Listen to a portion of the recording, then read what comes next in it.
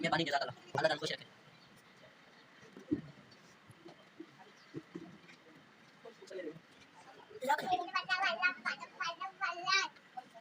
बेटा शुक्रिया। कभी तो घेर मेरा बात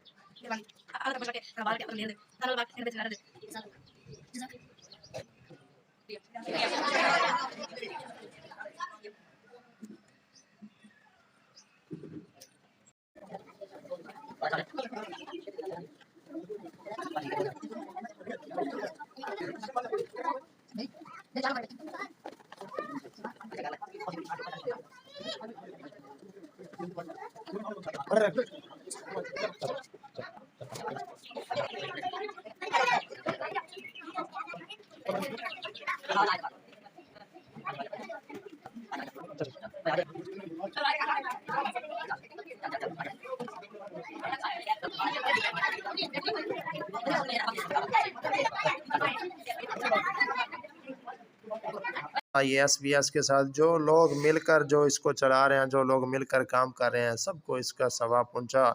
या अल्लाह सबकी जायज़ मुरादें पूरी फरमा, सबकी ख़ताओं को माफ़ फरमा। या अल्लाह उन्होंने या अल्लाह इन बच्चों के लिए कपड़ों का और जूतों का भी इंतज़ाम करवाया। या अल्लाह उनकी इस मेहनत को, काविश को, इस खिदमत को कबूल फरमा।